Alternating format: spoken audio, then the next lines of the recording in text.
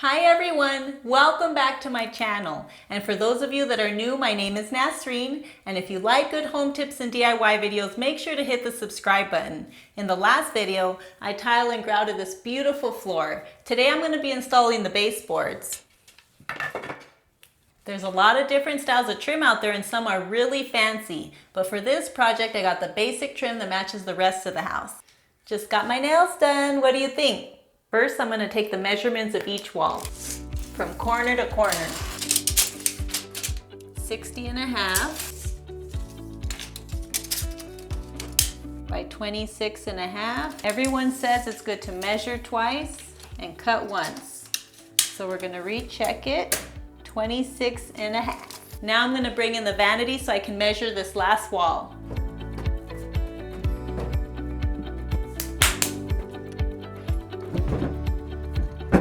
Now that I got the vanity in, I'm going to take a measurement for the piece that goes behind the toilet. 31.25. Next, I'm going to measure the angle of each corner. I'm using this angle ruler, which is pretty cool. You just turn it on, open it up, and it calculates the angle for you. This is a 90 degrees, so it's a straight cut. I love these type of tools because it makes life so much easier. And I kiss things that I love. This room doesn't have any corners where the boards are gonna meet. But let's say, for example, we wanted to butt these two together. We would get our degree, divide that in half, and that would be our miter cut for each side. Watch, I'll show you. Since my angle was an even 90 degrees, I'm gonna set my miter cut to 45. Bam! Place my trim up there. And cut it.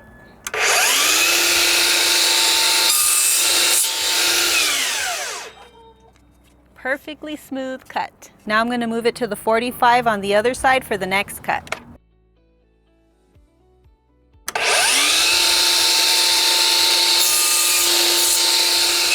And these should fit just right. In most cases, when it comes to where the door and the floor trim meet, you'll have a straight cut. In the instance of where the door and the floor trim meet together like this, depending on the trim, you can try using a straight cut and filling the gap with caulking glue, or you can just measure the angle and cut it with the miter saw. Hi-ya! Here's another trick for cutting odd angles. Take your angle ruler and measure your angle, set it up against the board. We'll draw a line.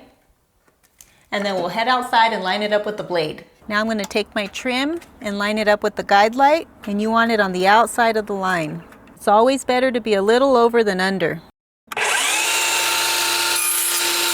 And it fits right up against there. Another method you can use to cut your angle is move your sliding table to your angle ruler. Right there.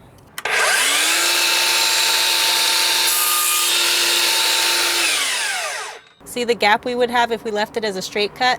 This is the blade that came with the saw, but if you want a little more precision in your cut, you can buy this blade, which has more teeth. It cost about $70. Here's the difference between the two, and I'm going to be using this blade to finish up my project today.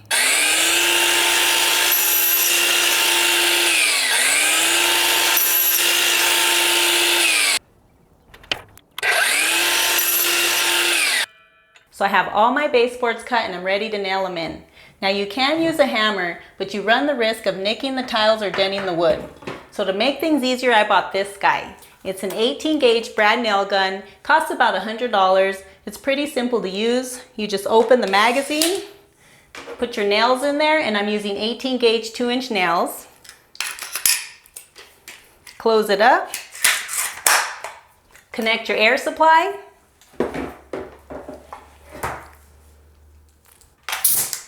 and it's ready to use.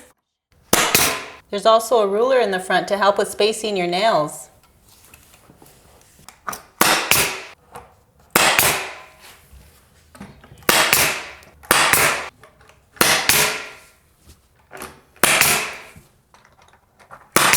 You know, it feels really good to get back in here. Someone got hurt at work. They slipped and fell on the ice, so I've been filling in for them the last couple weeks. Anyways, now I'm going to use my stud finder to find the beams so I could tack a nail on the upper half of this trim, and that should help prevent gaps and keep it snug against the wall.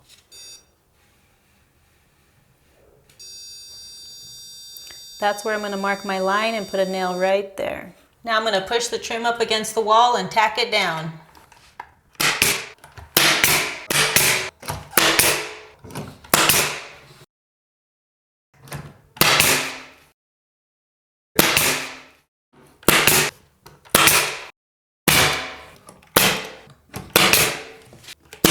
Next, I'm going to use this wallboard joint compound just to fill in the nail holes.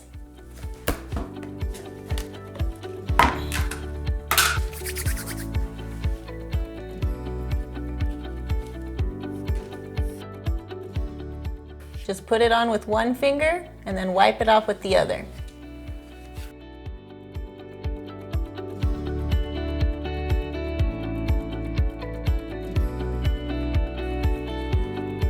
Now I'm going to use this paintable silicone to fill in all the gaps. First, I'm going to cut it at a 45-degree angle. So you turn the lever down and pull it back. Put it in. Push it forward against the tube and then turn it back up. And it's ready to use. And in case you're interested in the tools and materials I use, I always link them in the description.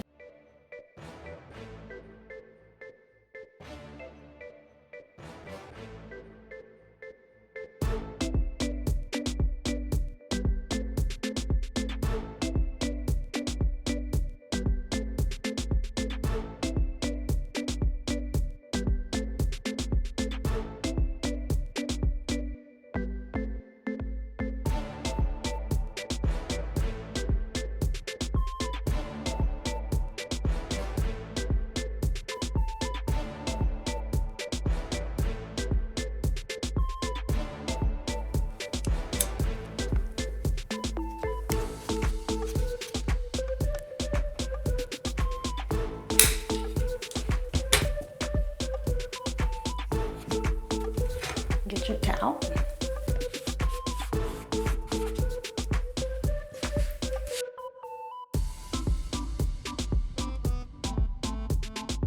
So everything is nice and dry. I'm going to put some of this frog tape on the wall and the floor, and then I'm going to paint.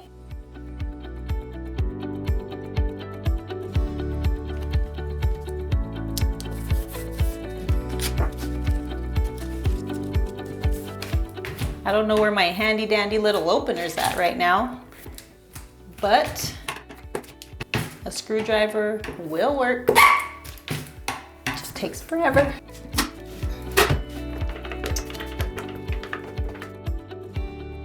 So yesterday was my birthday and I spent the morning working out because I love to work out. And then I went to my most favorite Mexican restaurant and had a large combination plate. And then I came home and made flan and a tres leches cake because they are the best desserts. I love cooking so much, I started a cooking channel called Nasreen's Kitchen. So if you like cooking and learning new recipes, don't forget to subscribe to that channel as well. Make sure not to leave your tape on too long so it doesn't dry to the paint.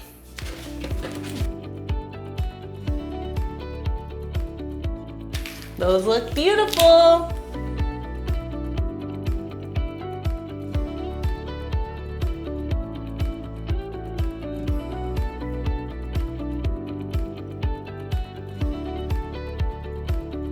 And that's it, it's pretty simple. Stay tuned for my next projects. And as always, don't forget to subscribe and share my videos.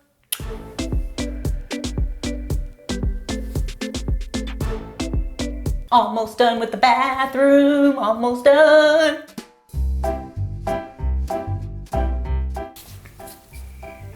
Completely blanked out. I wish I didn't have to say my lines a million times over and over and over. Okay. Today I'm going to be applying the baseboards, installing. Depending. And don't be hunchback. Okay. It's an 18 gauge brad nail gun. In most places, in most cases or places. Okay. Got a frog in my throat. Okay. Next.